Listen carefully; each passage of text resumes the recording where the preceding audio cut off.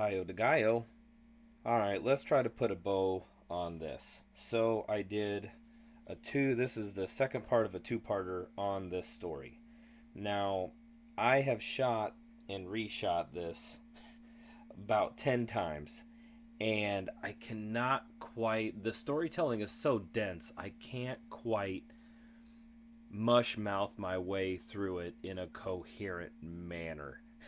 I get tripped up on characters and story, and I feel like, like a 5 year old's like, and this guy, and then this guy, you remember that guy, that cool thing that he did, and then there's this guy over here. That's how I feel. It just feels like kazoos going off in my head trying to explain this story. So I'll zoom back and maybe look at more the uh, tropey or beats of the story and the highlights of it, why you should find this book and books like this and read it. But also, the other thing I don't want to lose track of here is the reason for this channel and what I'm doing is I'm finding good storytelling and good art and the combination thereof as something to make me a better storyteller and artist, and then the things I learned from these in my storytelling and all that I've learned from these guys, convey that to you. Now, let's back up a little bit. So here is one of my stories. Now, I have six-ish that are pretty much finished, and I have spent the last handful of months redrawing a story that was originally like this, almost like where almost more of an illustrated book rather than a graphic novel. And this thing I struggle with a little bit back and forth is, do I have too many words for the stories? Are the pictures good enough with the words to continue to push the story ahead? And what's a good combination of that? Because I think the storytelling in here is so dense, it's right on the edge of that, where I mean, if you look through this, there's a lot of words, a lot of characters, and a lot of story beats happening here. So yeah, that's a really difficult balance to maintain. So again, I had to cut another, I think I have had four big stories like this, and I redid two of them to be a little bit cleaner, to look a little bit more something like this. This is a finished panel from a story that originally looked kind of like this, with more words and illustrations. Now, I guess we can get into a little bit of philosophical debate about the more you draw and you get better, the sharper you get. And sometimes it's fun, I guess, from the artist side of it, that as I get better, I kind of like, I'm bummed that I'm losing maybe a little bit of my roughness, because this guy here kind of holding his hands up and, squinching his face and everything and putting his hands up, I kind of like how rough that is. I tore it out of something else, and it's magic marker with pen underneath, and there's something about that roughness of that illustration that I really like, that I would have to kind of work to get my way back around to it. And so, that's maybe a debate for another story, but that's a little bit of the back and forth that I'm wrestling with in doing some of these other stories, whether I want to maybe clean up the words, condense the illustrations I have, or do an overhaul like this, which this is one of my favorite panel pages I've ever done. But that's the back and forth. So all yakking aside, let's get into this comic and see if I can put a bow on it in a coherent manner. All right. So from our first story here, we have great character. Okay, so let's just go through the beats.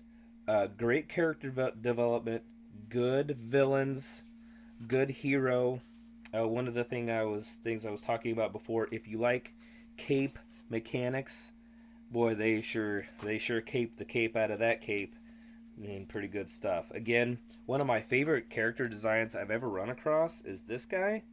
So cool stuff. And so, all right, so the main beats here are John Carter versus these pirates. And then in the middle of that, you have multiple bad guys that aren't on each other's sides. That's an interesting thing I feel like isn't necessarily a trope or a storytelling style that is currently in use, where a main plot of the story is the hero is against some bad guys, but then within two sets of bad guys, they're against each other. And that's kind of into the story.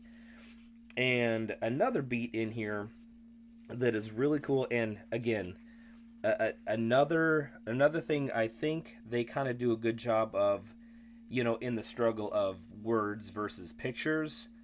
They have some beats like this where they pull back, and that's a wonderful panel where you have lots of words, dense storytelling, and then they move them around, and then it's just a really good, really clever storytelling on the visual side. And so we go through here. So John Carter gets captured by the pirates. There's other, the two factions that are both bad guys that are against each other.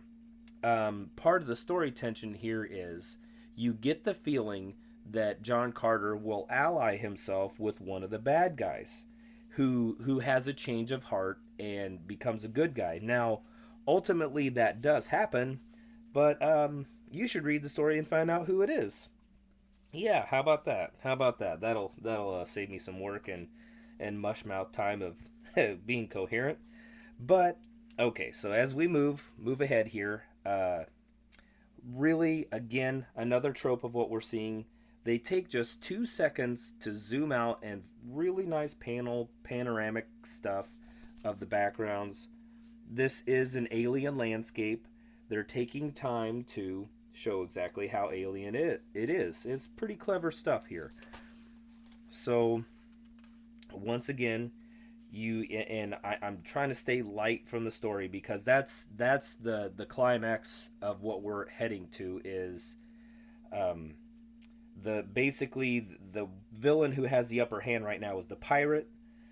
So right now, as far as the story goes, there's the pirate, and then for some reason, this is another tropey kind of thing. I feel it used to be more of storytelling where the good guy can overcome the bad guy, but he chooses not to because either there's some kind of nobility in that where he knows he's being taken to, because he knows if he overcomes the immediate bad guy, this relationship here between this pirate, it will hurt him in comparison to, because this is the main bad guy of the whole story.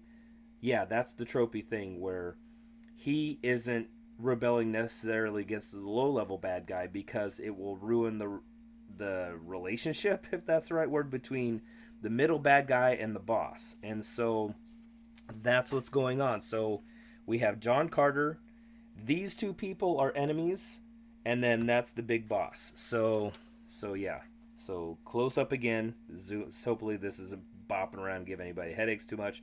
But John Carter, bad guy who's opposed to the other bad guy, and the big boss.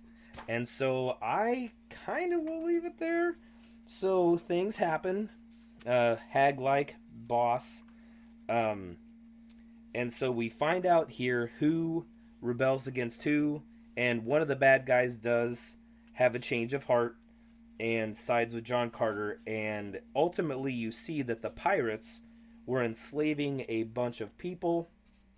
And at the end, they set a bunch of these slaves free. So, again, I won't give away too much of the story because this is really dense storytelling, and there's no way I could coherently mushmouth my way through it to have it make sense. But you should read this, and again, there's lots of fun stuff. I really like these black and whites in the beginning because they introduce you to all the characters, which actually that's a clever deal where they are aware of themselves that they have given the reader a spicy meatball here, and there's a lot to take in. So they've taken 2 seconds to outline all the people in there, and then at the end you got a couple nice action shots. And again, good use of light and shadow where the far arm is stabbing at this 1 2 3 4 eight armed / legged beast.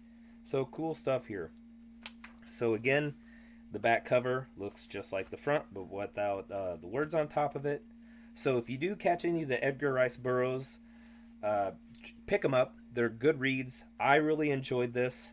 At the request of a buddy, these like yeah, because I think originally I found these in the dollar bins and brought them in, and I did a dollar bin video, and a buddy was like, oh, those are great. And so I did a video, and that guy was like, hey, the Barsoon, that's Edgar Rice Burroughs, has a bunch of like these really digestible short story novels, like dime store novels, probably 150 250 pages, easy to read, good stories.